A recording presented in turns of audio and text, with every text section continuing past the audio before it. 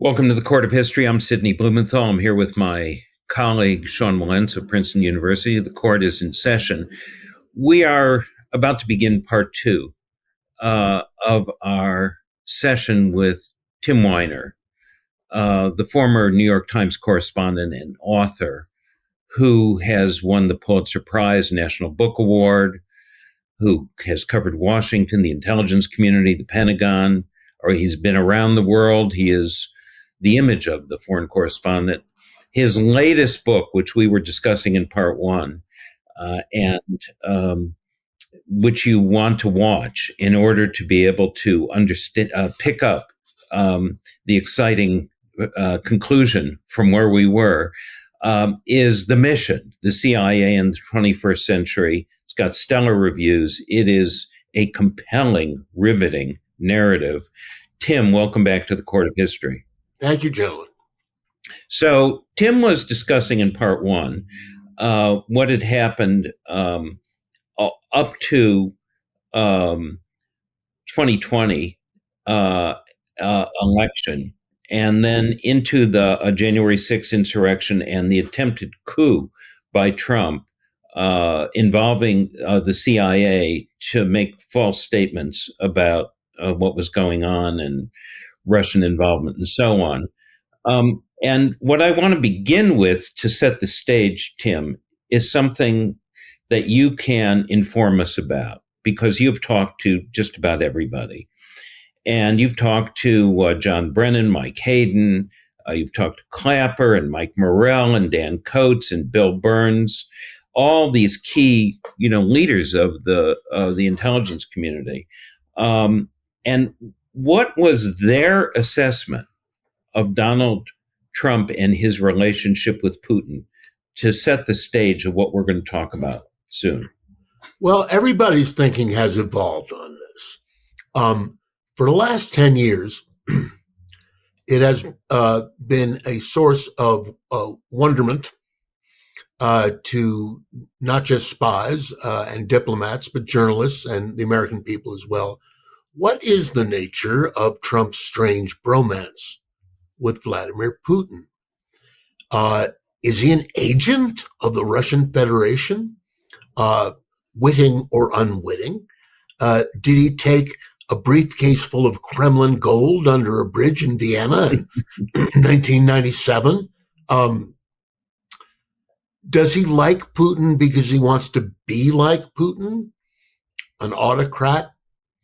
Well, we have the answer now, and we have had it in hand since February 24th of this year, when Trump ordered the United States at the United Nations to vote against a UN resolution,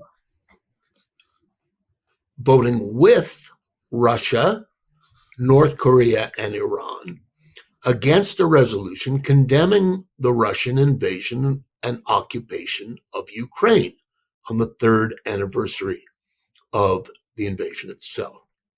Now, imagine, if you will, that you are a CIA officer, and there are hundreds and hundreds of them, working since 2014 to help Ukraine survive, since the first Russian invasion, and working against Russian imperialism in Europe. Can you imagine what a gut-wrenching, nauseating, head-spinning experience it was to wake up, see what Trump had done, voting with the Russians, and to think the president of the United States has gone over to the other side? The answer to the question is Trump is not Russia's agent. He is Russia's ally. As the consequences of that we've seen in front of our face. And tell us, there's a long history now of the betrayal by Trump of Ukraine. And we've seen it in the Alaska summit as well.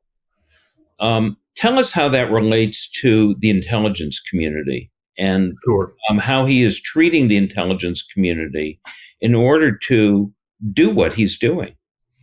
As we discussed in part one, Trump hates, despises the CIA because he sees it as the capital of the deep state, that crypto conspiracy of soldiers and spies and George Soros secretly running everything and conspiring to sabotage him.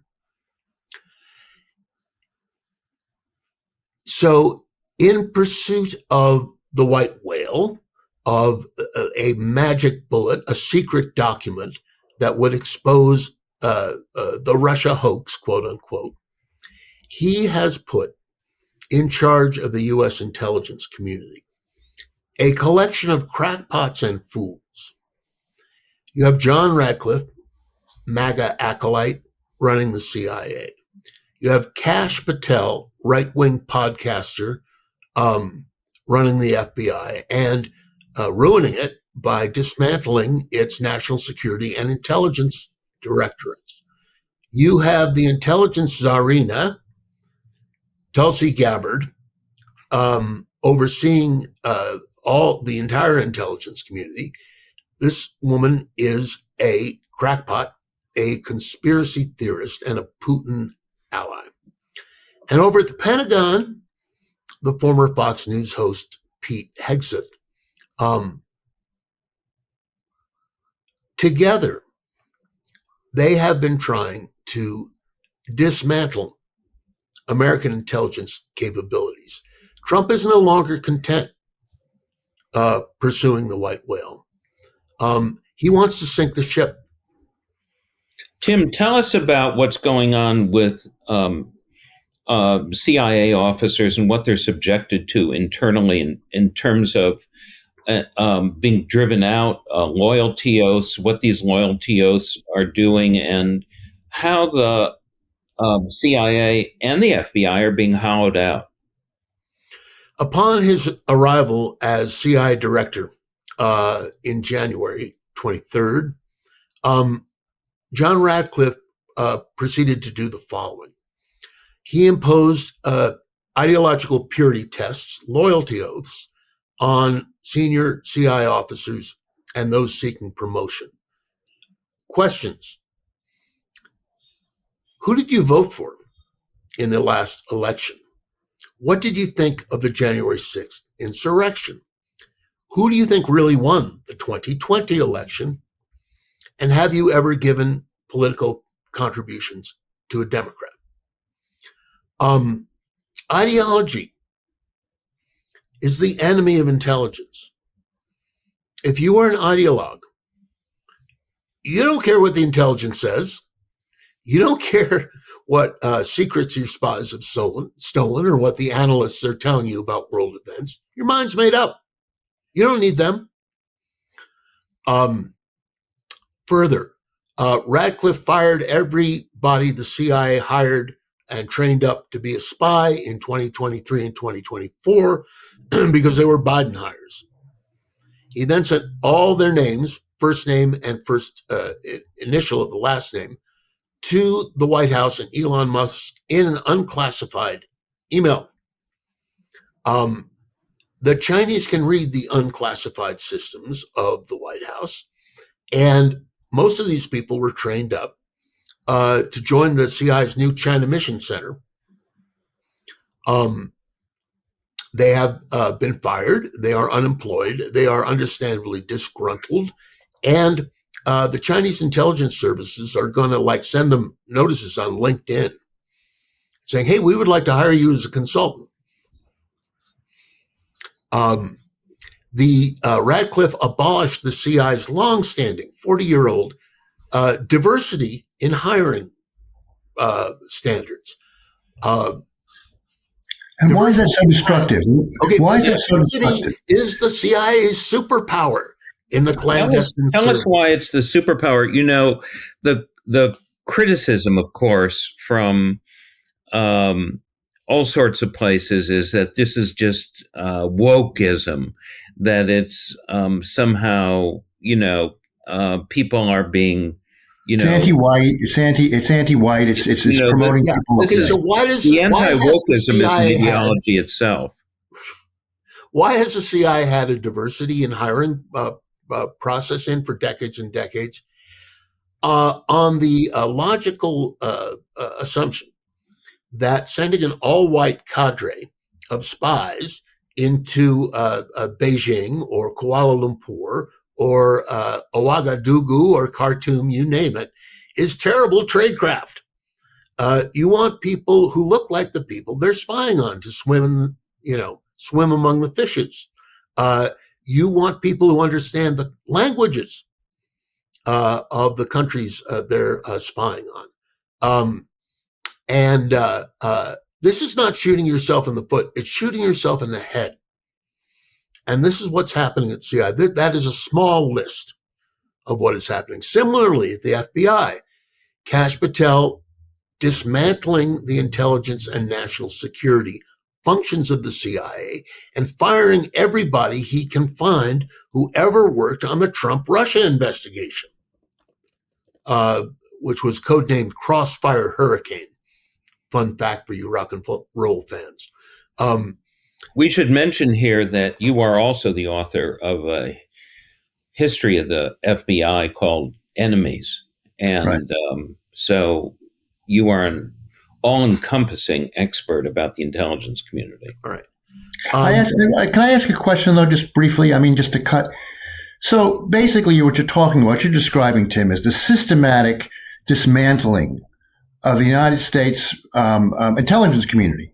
Its ability to spy on other countries and protect their national security, dismantling it. So I ask myself, I can understand why Trump wants to go after people because he's angry with them for having, dared say that the Russians might have thrown the election. I can understand that.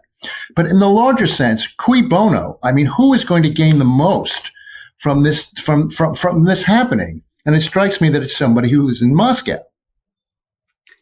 You are correct. The destruction of the architecture of American national security and foreign policy that we began to erect after World War II, a system that was set up in no small part to deter Russian imperialism, set up at a time when Stalin was heading west and seizing half of Europe. This is a foreshadowing of what is happening now. The CIA and the FBI are dismantling, at Trump's orders, all the systems set up to protect us after the Russian attack on American democracy in 2016. Putin is heading west, just as Stalin did. He is engaged in a program of sabotage, subversion, assassination, and political warfare all over Europe. And if he is allowed to keep 1 square inch of Ukraine seized by conquest, he's not going to stop there. Cui bono, you say? Who benefits? The Kremlin. And China, to an extent, in the intelligence wars that it is waging against the United States. Trump literally dismantled the cyber defenses that we erected. They're gone. And the situation as it stands right now is you have amateurs running all the instruments of American intelligence and national security. This increases the chance of a systemic, catastrophic intelligence failure, just like the one that happened 24 years ago this week. If the United States were attacked at home or abroad, whether it was a spectacular, violent terrorist attack or a series of covert operations that exposed Americans to death or destruction. If the United States were attacked again, what do you think Trump would do? So, He's to declaring martial law already, isn't he? yeah. So, Tim, tell us about the leader. You've told us that our cyber security apparatus has been dismantled. Um, um, Partly as as a consequence of that, there are influence operations involving Russians that have penetrated this administration.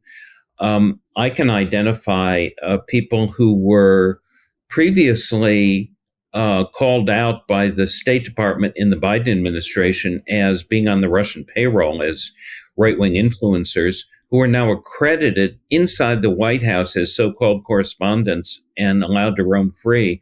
But I think that that's the least of it. There's a lot of penetration of this administration, and you noted Tulsi Gabbard is I don't know how to describe her as has a Russian sympathy, to say the least. Golzny Duraki, useful idiot. Yeah. So there's a combination of ideology, as you put it, but also sheer incompetence personified in Kash Patel, the director of the FBI. And John Radcliffe is just another MAGA sycophant, head of the CIA. The consequences of incompetence in light of the scenario you paint which we're always aware of a potential looming catastrophe that we need to thwart, is portentous. Indeed, it is. The ideological purity tests that Trump has ordered at CIA and FBI are now being imposed on the American people. The purity tests were imposed on Trump's perceived enemies in the intelligence community to ferret out people who might challenge his preconceptions, or who might have been involved in support for Ukraine and intelligence operations against Russia. To have investigated Trump is you're gone. Okay, your career is over. So the FBI agents who were involved in the January 6th investigations have all been fired. Gone. Off with their heads. And, why should ordinary Americans care about what's happening with CIA officers and FBI agents? Because the ideological purity tests imposed there, which are destroying our national security apparatus, ridding it of expertise and experience, are now being extended to the American people. If you criticize Trump, that's hate speech. And you better watch out. You better watch your back. You better watch your mouth. You better hold your tongue. Yeah, Pam Bondi, the Attorney General, stated that yesterday. Let's go back to the dangers ahead and the differences between the Chinese and the Russian approaches and how they're essentially attacking the United States. And those are two different things, and they differ a lot from the terrorist attack from 9/11. Yes, and I think they are probably more threatening. Again, you don't want to fight the last war, okay? The next war will be different, guaranteed. So what the Chinese are doing is a long-term strategy. In 2014, the Chinese intelligence services broke into the Federal Office of Personnel Management. That's government's HR. And they stole the personnel files, not only of everybody who worked for the United States government or had worked over the years, at 22 million people's personnel files, but the personnel files and security clearance forms of everybody who had worked in the United States intelligence community, 2 million people, with a special focus on CIA officers. The security clearance files are passport information, personal histories, fingerprint files They then took all this, combined it with the biometric data that they had stolen from the world's airports. When you go through customs, they take a picture of your eyeball these days. Gave it all to Alibaba. Alibaba crunched it. And so now the Chinese have a pretty good idea of who's who in the zoo of American national security. And if you are a CIA officer newly arrived at a far-flung station, you're picking up your bags at the luggage carousel, likely as not, you're going to be buttonholed by a Chinese intelligence officer saying, "Hey, I know who you are, Joe." Spying in an age of ubiquitous technical surveillance is a whole new game. Okay. The Chinese have also stolen the health insurance records of everybody who has an Anthem policy, telephone records of everybody. They've tapped into all 9 major U.S. telecoms. They have this country wired. Why are they doing this? Back when he took power 13 years ago, President Xi of China said data is the new oil. Okay. They want information dominance. They want a picture of everybody in the United States. They want to map us. Okay. Map the human terrain of America so that in a time of conflict and crisis, they have a, block by block picture of the battlefield. They want to extend the ubiquitous technical surveillance state that they have erected in China into the United States. So how does this? How do the Russians differ in their? Okay, as we've discussed, the Chinese want to know us, and the Russians want to screw us. Okay, the Russians want to through political influence operations, through political warfare, and through the cultivation of American politicians, political figures, and influencers to get us to a point where we believe what Trump wants us to believe and what Putin wants us to believe, that there are no facts and there is no truth, that you might as well just give up and go play video games, okay? Because everything's a lie. Everything's a hoax, okay? The Bureau of Labor Statistics, economic data, that's a hoax, okay? The Epstein files, that's a Democratic hoax, okay? Everything's a freaking hoax. What are you to believe? Nothing. Once you've done that, and God knows we're a fair piece down the road on this, okay, you have lost your civitas. You have lost your sense of a commonweal. You have lost the ability to operate a democracy if there are no facts and there is no truth. So what the Russians want to sow discord, chaos, and use their instruments of disinformation, their penetration of the administration, the Republican Party, and media as well. And the Chinese have created, as they have at home, they want to extend their surveillance state to us. Right. And where is Trump in the midst of this? We have clearly, as he's dismantling the intelligence community, he's engaged in unilateral disarmament. Correct. Well, we've gotten to the point, and good Lord, we're only 8 months into this administration. Okay, we got a ways to go.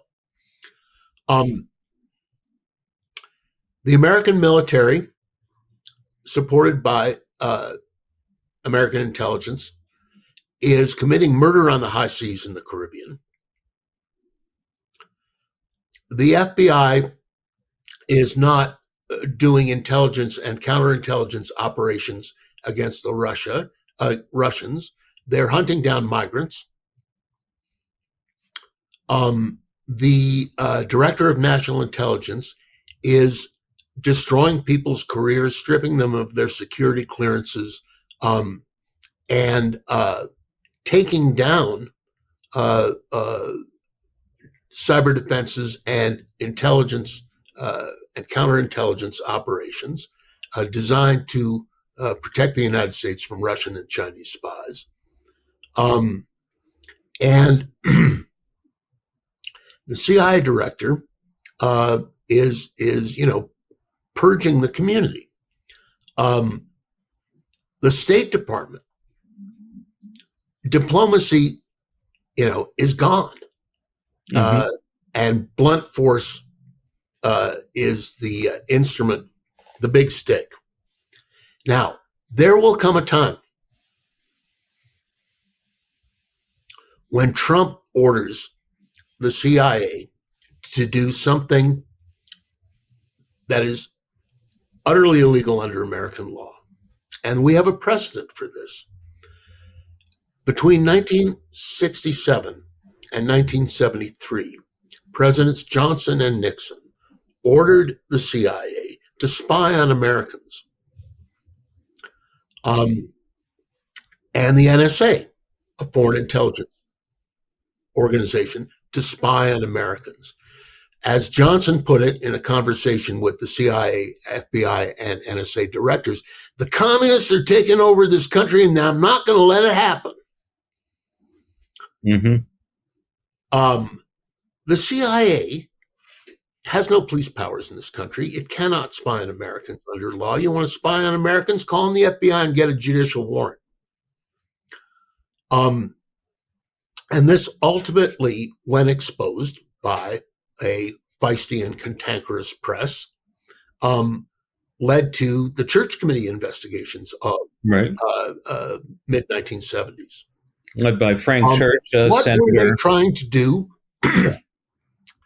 The presidents wanted to find the secret sources of funding for the American left, for the anti-war movement, for the civil rights movement that was coming from Moscow and Beijing. There wasn't any.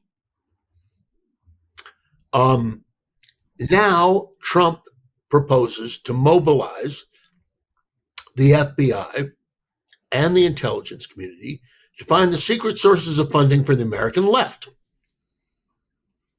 and charge, George Soros and I don't know who else. The Ford Foundation, all the foundations, yeah. Okay. It's the same movie with different characters. Right. Okay. Yes, but it's flipped, Tim, because, as you said, in the past, the claim was coming all the way out of McCarthyism that somehow communists, there was Moscow Gold and so on. And now, who is the ally of the Kremlin? And this is what's really chilling, is that it sounds to me as if we're not talking about Trump surrendering to our adversaries. He is our adversary. He is their ally. It's a very different kind of thing. If we don't have a weak leader, we have a leader who's on the other side. And that's what I think that just where this all heads. Presidents Johnson and Nixon were very frustrated that the CIA was unable to find the secret sources of Kremlin and Chinese communist funding for the American left, because there wasn't any. And Nixon, once in office, bugged his National Security Council staff, hired his plumbers to break into the psychiatrist's office of Daniel Ellsberg, and eventually sent his plumbers to raid the Democratic National Committee headquarters, just as the Russians raided the Democratic National Committee headquarters 10 years ago.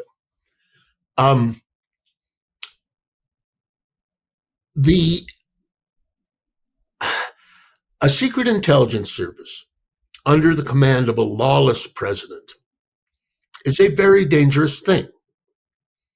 And now that the Supreme Court has ruled that a president cannot be held accountable or investigated for crimes committed while in office, the specter of Trump mobilizing the intelligence community against Americans grows deeper. As Justice Sotomayor wrote in her dissent from that 6-3 decision last year, a president who orders the political assassination of his enemies could probably get away with it. Now, I don't want to, instill fear into people, but we have seen part of this movie before, and we came very near to tearing this country apart in the name of national security. Yeah. Tim, you, as I noted, have incredible, unprecedented access to the former leadership of the intelligence community. And they still have all of their skills and their own personal intelligence, both in terms of information, but what I mean is they can think critically. They know they know a good deal about the world. What assessments do they tell you about where we're going? All of this former leadership of the intelligence community. The CIA depends in an almost unimaginable way on its liaisons with foreign intelligence services. The CIA only has about, I'm going to guess and say, 6,000-7,000 clandestine service officers deployed overseas. And they don't have the numbers or the language skills or the country knowledge to cover the globe. So CIA depends on more than 60 foreign intelligence services, some from countries who are or were our allies, and some whom you would never imagine could be working with the United States, to see over the horizon and to anticipate surprise. Trump is shattering alliances all over the world, just as he is shattering the architectures of American national security and foreign policy. Tulsi Gabbard, as head of DNI, is cutting off intelligence reporting on Russia to the closest American allies, the so-called Five Eyes group, which includes the United Kingdom, Canada, Australia, New Zealand. If you were the head of a friendly foreign intelligence service and you had a deep secret that affected the national security of the United States that you had uncovered through espionage, would you share that with Tulsi Gabbard? Would you share that with a member of the intelligence community? This shattering of alliances, betrayal of long-standing trusted relationships, again, increases the danger of a catastrophic intelligence failure in days to come. Once you have broken trust, it is very hard to rebuild it. And if you were, I gave a talk just the other day at George Mason University at the Mike Hayden Center for Intelligence. Hayden, again, former CIA and NSA director. And these very bright, young undergraduates and graduate students came up to me afterwards and said, I am really interested in serving my country in an unusual way.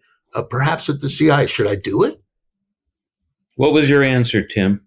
I said, you would have to put your morals in a blind trust to do that. And it broke my heart to say that. These are really smart kids. And, they're 21, 22, 23 years old. They don't remember 9/11. They don't remember the secret prisons. They don't remember the torture. Maybe they've heard about it.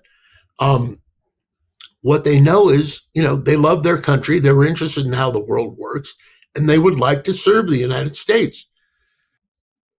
And they were questioning their own will and resolve to do that. And I said, you better wait this out.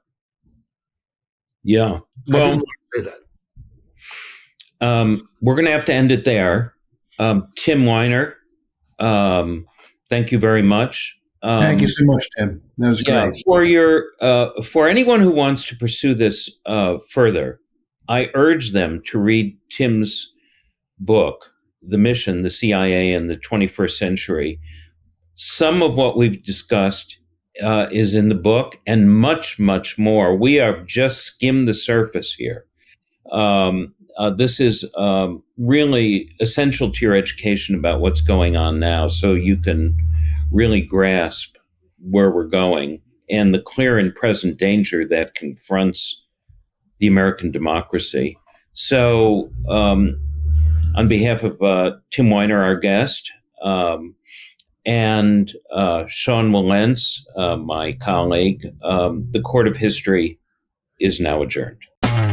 Can't get your fill of Legal AF? Me neither. That's why we formed the Legal AF Substack.